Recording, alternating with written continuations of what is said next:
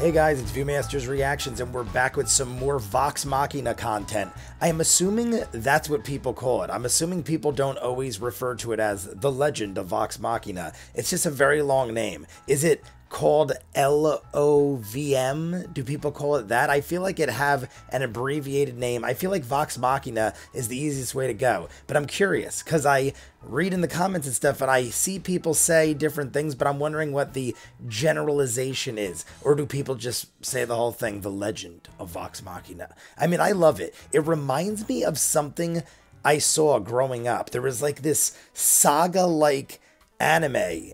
You guys will probably know what I'm talking about. And it was the legend of something. I feel like I can't think of, but every time I think of this, I think of that. And maybe that's why I was so like drawn into it to begin with. Now, obviously, it's amazingly cool, but I feel like that's what drew me in to begin with. It's on the tip of my tongue. I almost had it. I'll think of it at some point and I'll tell you guys what I'm talking about. But either way, I am loving the communication with the fandom. You guys, I guess, from what I'm gathering, you're called critters. I guess I am one now. Maybe I will wait until I am honorarily informed I am so. But I see people in the comments writing like, you've gotten crippled. Is that what I'm seeing? I can't tell if it's crit piled or crippled, like crit pulled. And I think that's what it is, and that's clever. Either way, because I'm like crit piled, like a pile driver, crit piled, like we pile drived it into you. I don't know. That's where my mind was going. Either way, amazing how you guys in the comments have been telling me all the information. A lot of people have been guiding me in different directions. Specifically, I remembered one,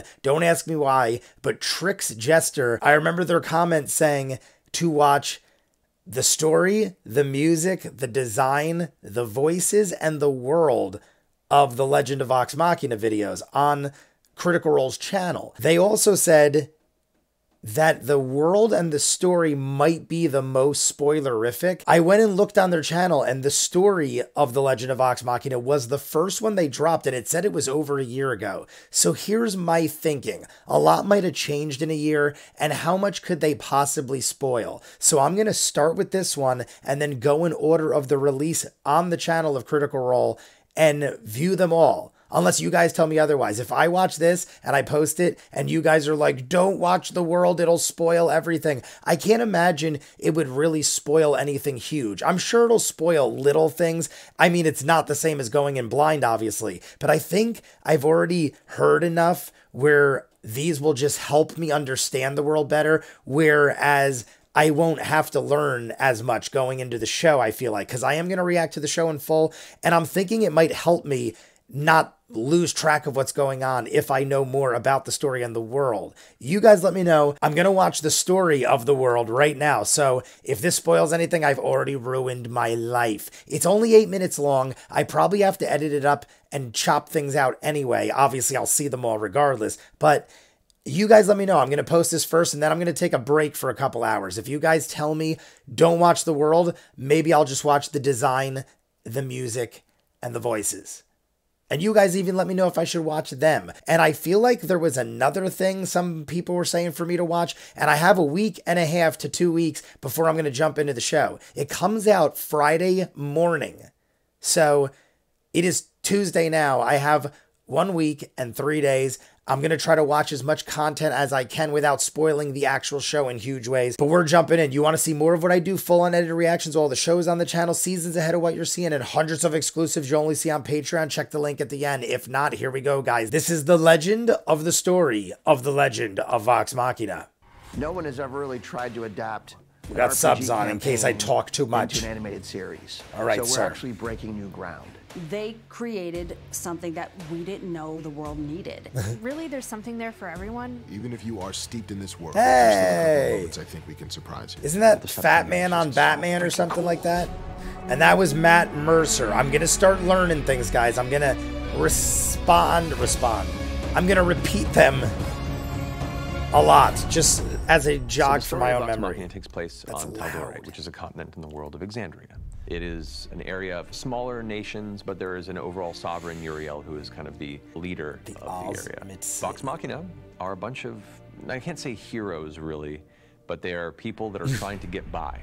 And they found that it's easier to survive and succeed as a group than independently. And so out of necessity, they became a party. The series begins with a new story. This is a telling of Vox Machina as they come into their own as a group. It's a fantasy series. It's mature. It is fun. It is about camaraderie. It is about friendship. That guy looks We are familiar going to too. Explore all of these amazing fantasy elements that people shied away from. We embrace that. We love that stuff. It's a completely unique thing. I love how they High all fantasy. are so There's been no high into fantasy it. Like, that's even what makes it remotely great. similar Anything. to The Legend of Vox Machina. I think people will be able to look at this and be like, oh, this is a show with dragons and demons and like everything in between, but ultimately it's about this group of friends. We wanted to capture. I feel like kind of a the lot spark of and these magic people of are very when we were familiar playing at the from other table, things. just in a different form of media. I'm just really excited to see the really heartfelt, touching scenes. That's what got me into the stream in the first place. This is something that is very serious and dramatic, but has I'm assuming moments this of is intense and beautiful levity and their lightheartedness. online And that thing, the comes stream, from literally Twitch. this was a group of friends having fun, and we as the writers' room should also be a group of friends having fun. And that was the moment I was like, we got this. They all seem really Well, the chill writers' too. room They was all just- seem like it was just a blast. like You I know, want to getting have work beers with all of these them, and they amazingly probably talented writers are drinkers. who were all big Vox fans Machina of fantasy seems- and RPGs. God, the writers were all amazing, and they all brought different things to the table. We had a mix of seasoned Great. and new. Jacket. There's young, like excited energy, and then wise, laid back energy a little bit. There was sort of the who's who of what sort of action animation we've done. Doc And some of the Wyatt. top-tier people. That's a some nice really name. great new voices that had come from science fiction and from live action. It's really been a nice mix. Is he actually involved in it?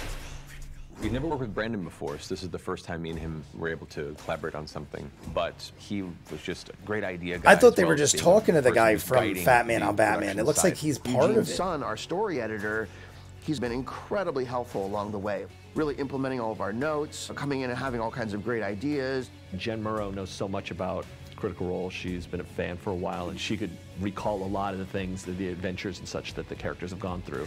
To have Kat, grown so much to this energy level and off so of many a ideas. She was fantastic in the writer's room. tabletop Kevin and home Doc are game with your amazing friends, writing it's team that I've insane. gotten the pleasure to work with over the years. Their dynamic as a writing team is fantastic. I'd never worked with Mark before, but he brings a Mark wealth of experience in comics and live action TV. We also worked with Daniel Thompson, who came from the live action world. I was like, I Brought a definitely know whole that, but I different can't kind of pronounce it. storytelling to the room. Ashley Birch, I had never worked with before until Vox Machina, but she's fantastic.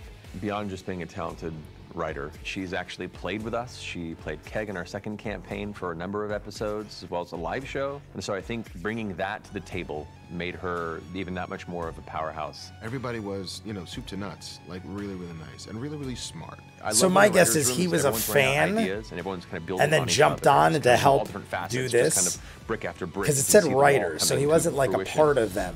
It's I'm guessing? fascinating adapting The Legend of Vox Machina from a role-playing game campaign and trying Vax to and Vex translate that is what I and was bring told to that call them life, until I learned. in an animated series. The An twins. adaptation need not be beat for beat. And so our job as the writers was to maintain the spirit of the story and the spirit of each character and the character arcs and what they're going through.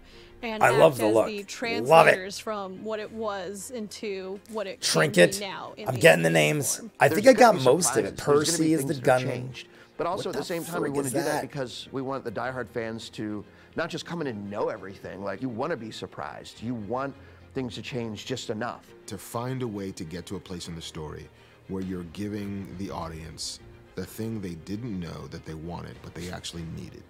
When you're dealing with a pre-existing property like a, Good way say, to put a it. graphic novel, you can say, okay, we have to keep this moment. This is a pivotal moment. Maybe we can lose this. Maybe we can plus this.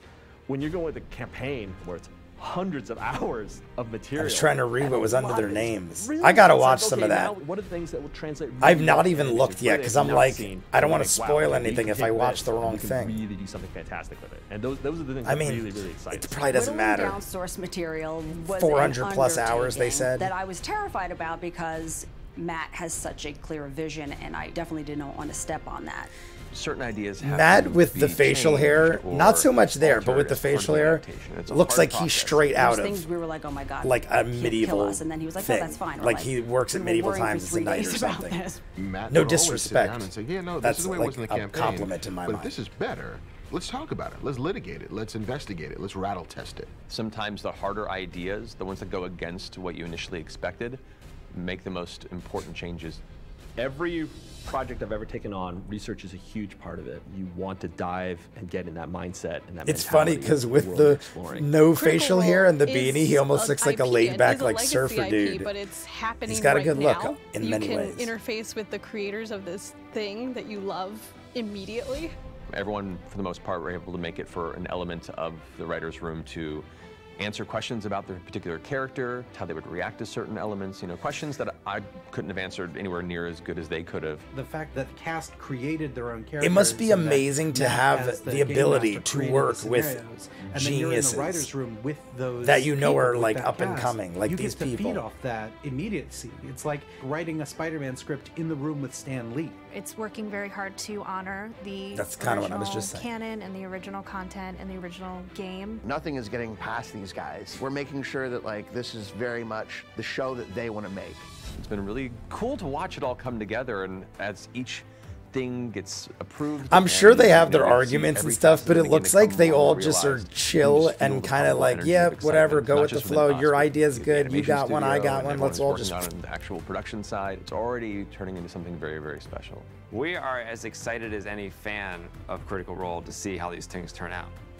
There's I'm nothing better shocked. than I've any never Marvel heard of property and this. seeing it expanded to a new In world. general, It just takes it in a Critical way Role you never itself. could envision as a fan. We wanted to capture kind of the spark and the magic of when we were playing at the table, just in a different form of media. Marissa Ray is the It would be redhead. like drinking a learning. drink that you really like by a bartender you've never met before, who like adds a little And something. her- and you her can't name's quite put your finger on what Keyleth. it is. It's like, did you put, Keyleth. like, nutmeg in this? And, like, That guy I'm is not sure. Scanlon. I love this drink. Sam Oh, it's Riegel, delicious. Give me maybe? more of this drink because I like being drunk. I should have If you like being cue drunk on cards, Critical index Role, cards. then I think you'll like what this series of bartenders have done to it. That's a great way to put it. That's a great way to put it. This is your kind of drunk. Coming soon. We know when. June 28th. Amazon Prime. All right, guys. It said right there, The Legend of the World of the Legend of Vox Machina, I'm pretty sure is the next one in order of when they released them. So let me know if I should jump into that, because this will be out for several hours before I even decide whether or not to. You guys will give me a jump on it. I feel like it can't have too much spoilers. I feel like it'll just help me understand the world quicker when I jump into the show in a week and a half.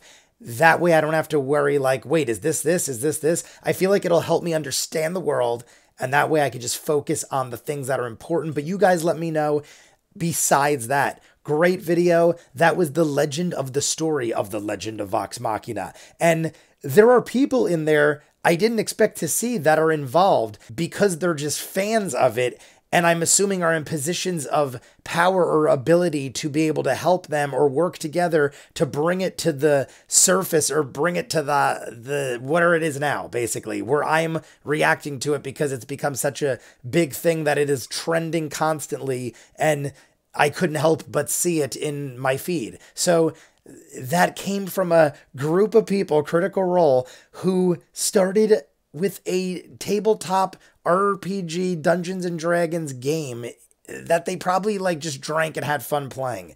And then it turned into live streaming, and then it turned into mass audiences where I think they have 1.5 plus million subscribers. So clearly have grown into something epic. And from what I'm told, they stream on Twitch. So am I to understand they're probably even bigger on Twitch? If they started there, or that's where they stream and then it comes to YouTube? I don't know. Maybe I misunderstood that. But they must be way bigger on Twitch. And I mean, they all seem like great down-to-earth people the way they're all presented there. Mark Bernardin, I think it's Mark Bernardin. I'm pretty sure it's called Fat Man on Batman, where he does a show with Kevin Smith. He's always a very cool dude, very educated in the world of everything nerd, which I appreciate. I watch their show often, but I haven't watched it in a while, and I feel like I might be saying it wrong. I don't know. Either way, he's a cool dude. He was the only one I knew for sure that I recognized besides the cast that we already met of Vox Machina. So the video we just watched was basically the story of how we got to making the world, I guess. I mean, if you look at it in the progression of the way the videos made sense in my mind, it almost looks like they're progressing in the way you'd make or develop something. So we got the story of how it became. They were a group of people and they just established a campaign, and then they made a game, and then they got this group of people that were fans to help write and create and develop this thing. And now we're going to dive into the world of The Legend of Vox Machina, explaining the development of everything in the world itself. Then we're going to go, I don't know what's after that, honestly. I know it's voices, design, and music. What would be next in my mind? Because I don't think I got that far. I think I went story, world, and I didn't see what's after that. In my mind, the thing that would make sense next would be voices, music, design. Probably design.